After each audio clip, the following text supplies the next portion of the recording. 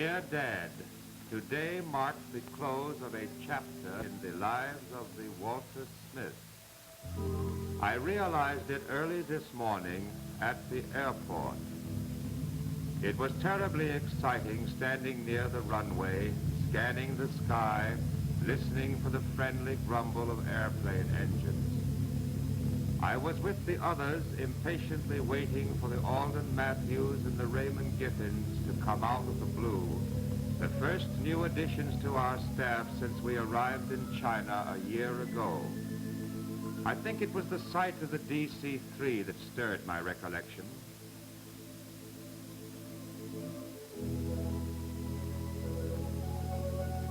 Or perhaps it was the sight of the Matthews leaving the plane that started the flow of memory.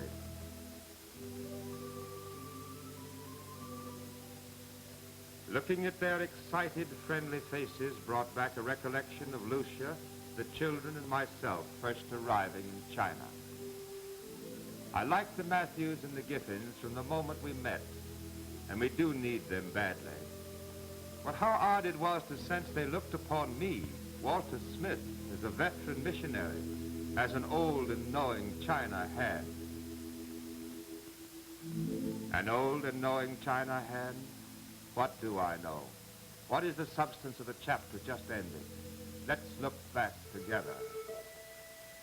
It seems only yesterday when we were paddled up the Min River, our eyes drinking in the exotic loveliness of Pagoda Anchorage, with its drifting clusters of sampan. China at first glance was everything we had dreamt it would be. We landed at a point near the famed bridge of 10,000 ages. I think Lucia and Margaret were the first of the Smiths to set foot in the Orient.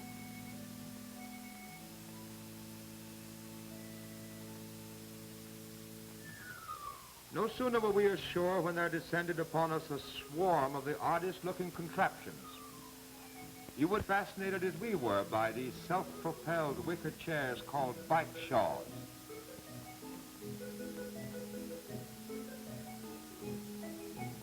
Then began a trip to the mission compound that was for us a prelude to the drama in which all of us would play an unknown part.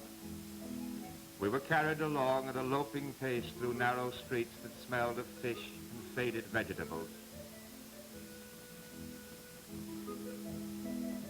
We saw venerable old stores with unfamiliar food for sale. We tried to see a cohesive picture of China all at once, but saw only fragments of sight, caught only flashes of sounds and scents. A stream of faces drifted by. The discordant murmur of street sounds hovered about our ears, and intermingling odors spoke of great age, grim poverty. Home at first glance was, I confess, strange and foreboding. Only the suggestion of roofs rising behind a massive brick wall. I could sense Lucia felt as I did, wondering what our reception would be behind the wall. Eager to pass it, and yet afraid to step inside. What would our new associates be like? Would they like us? Believe me, Dad, we were a quartet of very tired and timid Smiths walking up the path of the compound. But from the first moment our presence was known, the great heart beating behind the high wall revealed itself. They came from all directions, engulfing us in the warmth of their welcome. In an instant, we were one with all those whose names we knew. Bert Fuzhou and T.H. Jew, Helen, and Alan Thompson, Agnes and Leonard Christian, veterans of 39 years of service, Guy and Betty Thielen, old-timers all, glad to see us, eager to count us as one of their number. Ned Smith and Len Christian offered to show us our quarters. There would be no running water or modern conveniences, but there would be something more important than both. We had met our neighbors, and we already loved our home.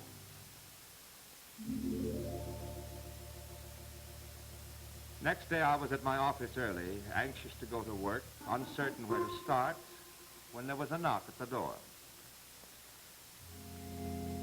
Guy Thielen had asked K.U. Lau, one of the Chinese Christian leaders, to take me in hand and teach me the Foochow dialect.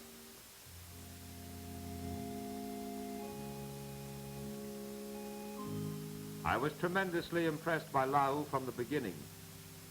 He possessed all the natural dignity, intelligence, and capacity for understanding characteristic of his race. I felt fortunate to have such a man willing to introduce me to his language, his land, and his people. Lucia had been asked to come too and participate in our study. Knowing our Lucia as you do, you will understand how eager she was to get to grips with the problems needing to be mastered. To my delight, Lau suggested that during the day we walk through the city together. And later, only a few steps from the compound, my education began. This, Lau told me, had once been a fine Chinese school. Now it was a shattered wasteland, a field of jagged stones, familiar to all who have seen the shambles of war.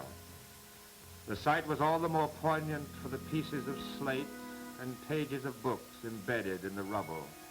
It was all the more pathetic for the family we found scavenging among the ruins. The mother's face mirrored all the misery of a ravaged land.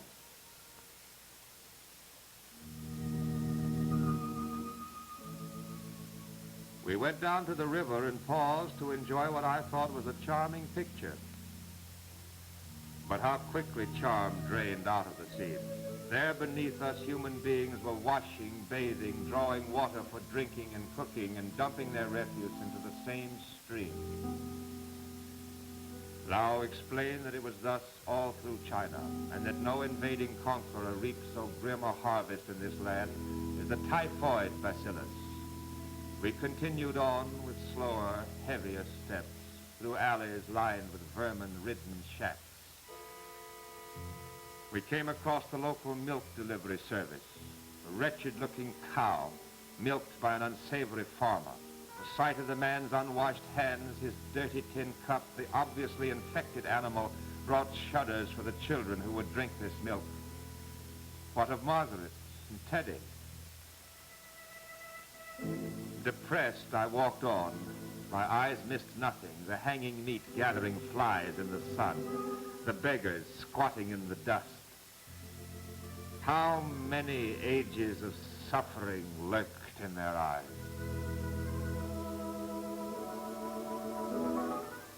Lau took me to a clinic held by the staff of the Union Hospital.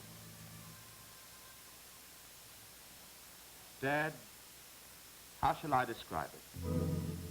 Doctors examining men so ravaged by tuberculosis, they were sent away to die. Women racked with malaria, trachoma,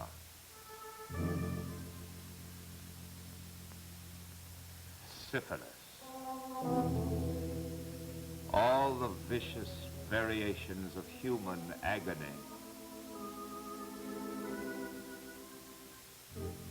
And this on my second day in China.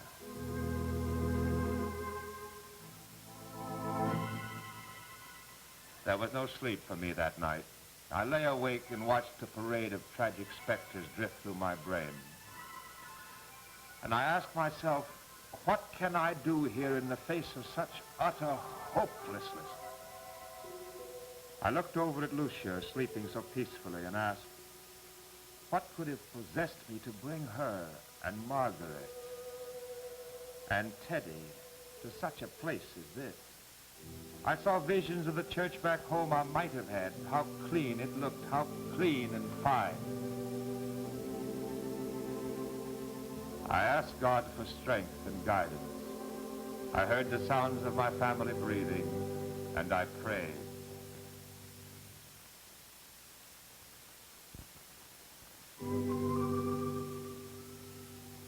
I was awakened next day by the sound of children playing beneath my window. Margaret had made friends with the cook's daughter, and they were having a grand time.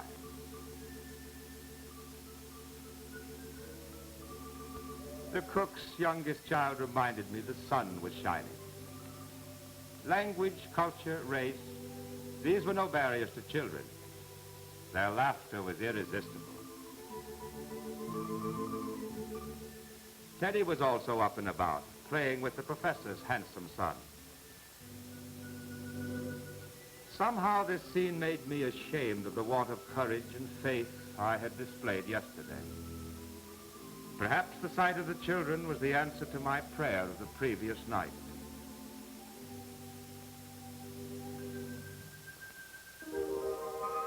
I had a growing suspicion that I had dealt unfairly with Foochow, having looked at but one side of the picture. And indeed this was true. On my second walk through the city, I saw its lyrical loveliness. The pagodas rising gracefully into the high air, gracefully rising out of the sunless alleys and the dank, gray streets. I saw revealed in their architecture the beauty of a people's spirit, captured in stone, transfixed for all men to see.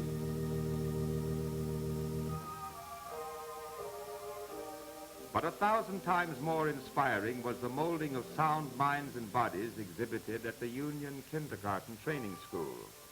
Here was Christianity making the difference. Here was hope.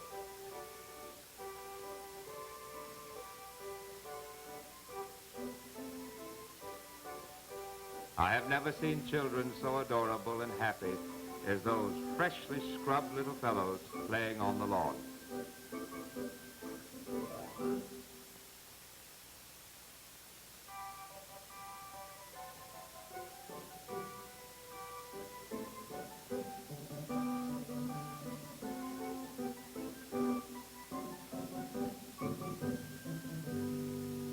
Next, I visited Foochow College, and my hope continued to ascend. How could I have forgotten that Christianity's roots had been firmly planted in this soil, and that famine, plague, and war notwithstanding, those roots would continue to grow and bear fruit. College out here often means high school. Thus, I found the boys younger than I had expected. I watched them in the crafts class, much impressed. They seemed so intent and alert. These were mostly the children of wealthier parents, and here they were learning progressive ideas, working with their hands, cooperating with each other, developing Christian character.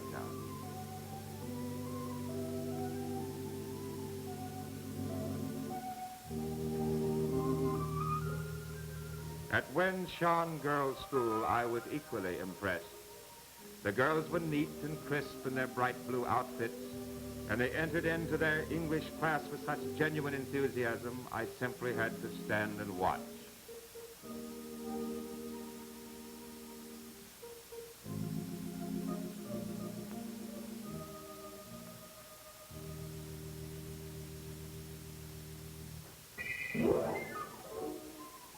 Chinese girls at Wenshan go in for athletics as our American girls do. They play hard and well under Helen Smith's direction. I can assure you the days of hobbling about on bound feet are over. My last impression at Wenshan that day was the finest of all. I watched the school choir filing out after practice. They presented a magnificent appearance. But what of the less fortunate children, those underprivileged youngsters who could not afford to attend school? I found the mission at work here, too. Union High student volunteers were teaching them Mandarin, the national language. And after classes, the children were fed. The best we could offer was rice gruel, but the way those shaven heads bobbed up and down convinced me they found it good. Here was a practical demonstration of Christianity at work.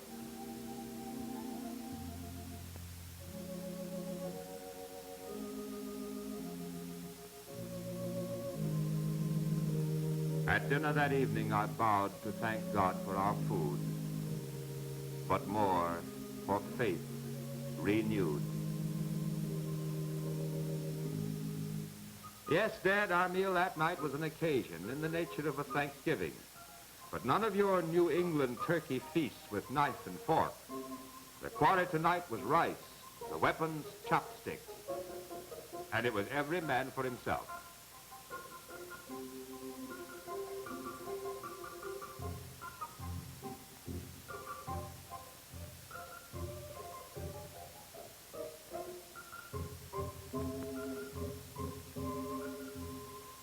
Fortunately for me, I had so capable a co-pilot beside me as Laura Ward to help with the long hauls. Laura demonstrated the successful Oriental boarding house reach.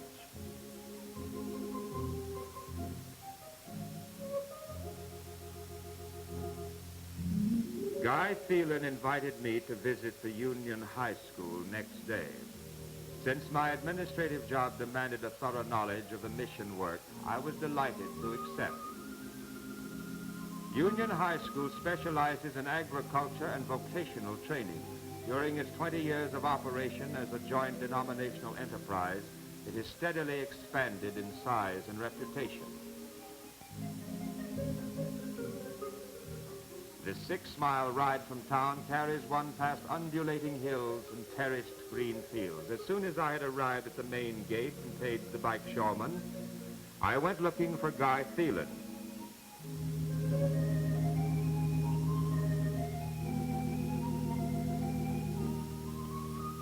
I found him instructing a class in animal husbandry, using rabbits to demonstrate the proper care and handling of animals. Guy is extremely popular with his students and a very competent teacher.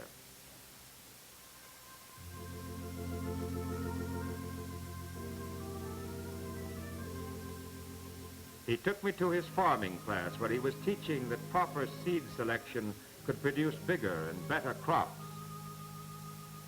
Guy explained that whereas fields were yielding 1 measure of food per day, seed selection and proper cultivation could increase that yield 3-fold. It was the difference between near starvation and an ample diet. Guy is also teaching crop diversification. His boys are producing tomatoes,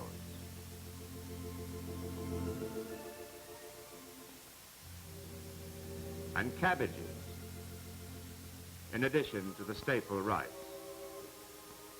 The students are allotted small plots of ground where they learn farming by working the soil. At the same time, they are growing food to help pay their way in school. Guy took me to another quarter of the school where a group was engaged in building cabinets and office furniture to replace the equipment destroyed during the last war. By setting an example himself, Guy is severing that traditional bond which prevents well-born Chinese from working with their hands in the belief that to do so is degrading.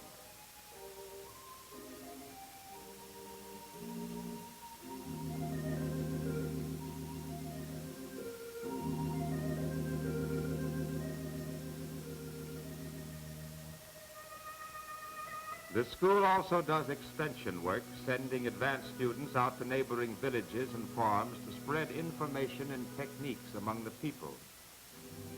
I went along with one group who specialized in insect control. They sprayed an orange grove, demonstrating the proper method for protecting citrus trees.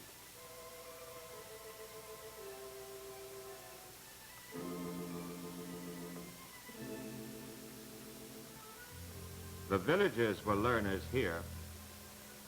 Each year, insects take a frightful toll of their trees, yet they are often afraid to spray, believing the poison will kill the friendly spirits of the trees, as well as the insects. 4,000 years of ignorance and superstition cannot be blown away by the single blast of a spray gun. Each day, new converts are won. Each day, China takes a short, imperfect step forward, but forward nonetheless.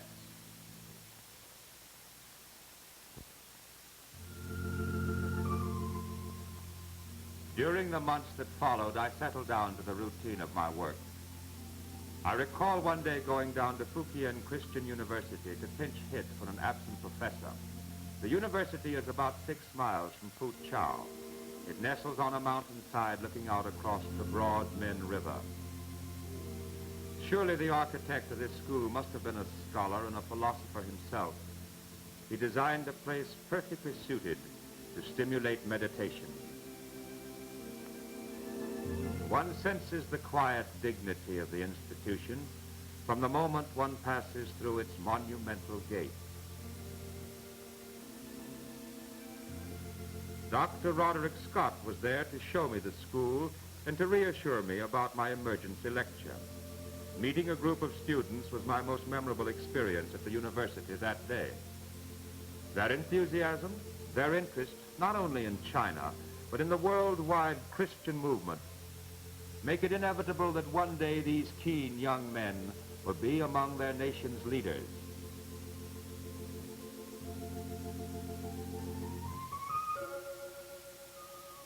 As the months moved forward, Lucia also settled into her routine. She began school for the missionary children, and she loved it. You know, Dad, Lucia has always had a way with youngsters, and if you'll pardon my natural prejudice, I think she's done a remarkable job.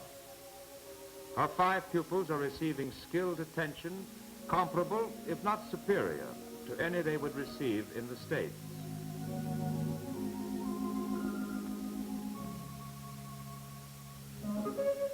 Of course, part of Lucia's job is running the house. In China, that's an incredibly complex assignment. There is a regular board meeting involving Lucia and the cook, wherein they tabulate accounts in astronomical figures.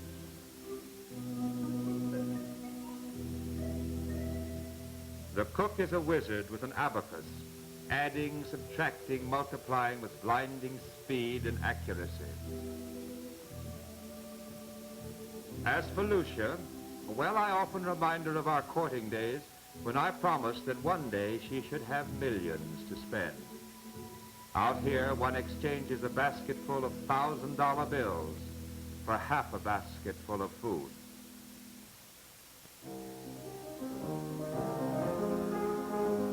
During our first week here, Albert Fuzhou invited us to bring Teddy and Margaret to him for piano lessons. Fuzhou teaches a number of excellent students, directs our choir and orchestra, and gives numerous concerts at the mission station.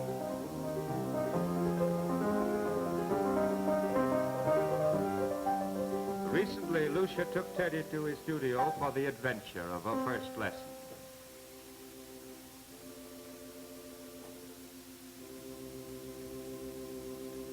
Under such skilled hands, Teddy has developed an interest and is learning very quickly.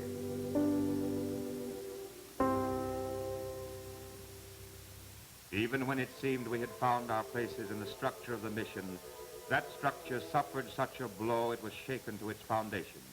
One day recently I received a disturbing call from Dr. Dyer at Union Hospital. She met me on the walk saying T.K. Chu was critically ill and took me to see him. T.K. Chu is the head, yes, and so much the heart of our mission. For years he has suffered from tuberculosis and should have conserved his strength. But such is the nature of the man that he would not spare himself. Such is the nature of the man that I found him smiling, even cheerful, concerned only for his work, and he virtually without lungs. Dr. Dyer took me to the X-ray room where we asked Mr. Newman for the picture made that morning of Chu's chest. While we waited, I looked about me and thanked God that we could provide him with the most modern medical equipment. This was one of the few X-ray departments in South China.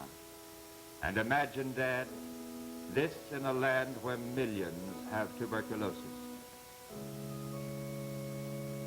Dr. Newman analyzed the film of Chu's chest for me. It was a grim picture, worse than we had feared. The only hope, the new drug, streptomycin. I cabled the Home Office immediately. Several days later, the life-giving package arrived. It was put to use at once, undoubtedly saving Chu's life. Can you imagine our feelings when that box arrived? It seemed to me a symbol of how much we depend on the folks back home. We are only as strong as you make us. Temporarily, I stepped in to take Chiu's place. I began with an effort to revitalize the church itself, hard hit by war and the events following. H.Y. Wong, pastor of the parish at Upper Bridge, paid me a visit. Wong is a tired old man who has given his life to Christian service. His body shook with the palsy as we took tea together. Men like Wong deserve to retire, but there are so few replacements. But help is coming. I go often now to Union Theological Seminary. Each time I grow more aware that Christianity's future in China rests so much on a religiously trained national leadership.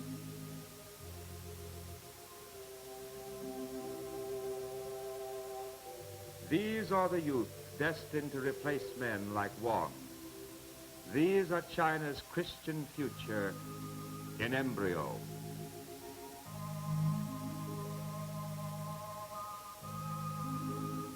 I know the students well. We often visit together in my study or in their dormitory. We have established a bond between us that is tremendously gratifying to me. Though they are too few in number, each is a potential bulwark for our mission. Each, with God's help, will be carrying our work forward when we are done, establishing the living word in this land which is in such dire need of it. Yes, Dad today opened a new chapter in the lives of the Walter Smiths. They gathered about me as I write, Lucia, Margaret, Teddy, always a source of strength to me, and yet always bringing China into sharper, grimmer focus. What of the families beyond the warm glow of our living room? Where is that boy, the one about Teddy's age, who held out his hand to me today? The task we face is enormous, beyond comprehension. It submerges the handful of us with the sheer flood of its immensity. And yet, we go on, caring for those otherwise forgotten,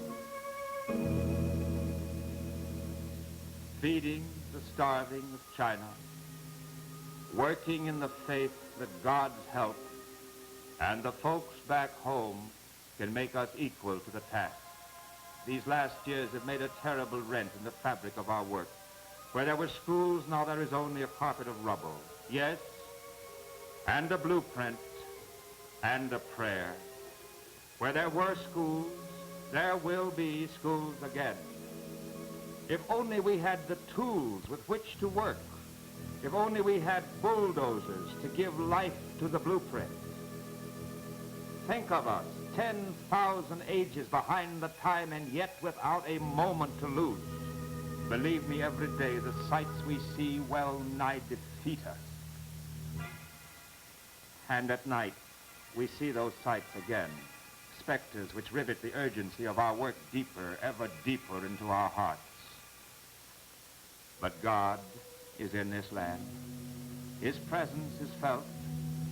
His church grows. His people believe. These are his people, and he has endowed them well. They have courage. They are eager to learn. They are decent men who seek the truth and the way. They are people with a future, a Christian future. They are a people who need our help, yours and mine, and they shall always have it. They ask not that we work for them, but with them. They want neither servants nor masters, but brothers in Christ. I must close now, Dad. Lucia, Margaret, Teddy, all of us veteran China hands are proud to report our work is progressing. It's growing late and time all of us were asleep. There is so much to do tomorrow. With love, Walter.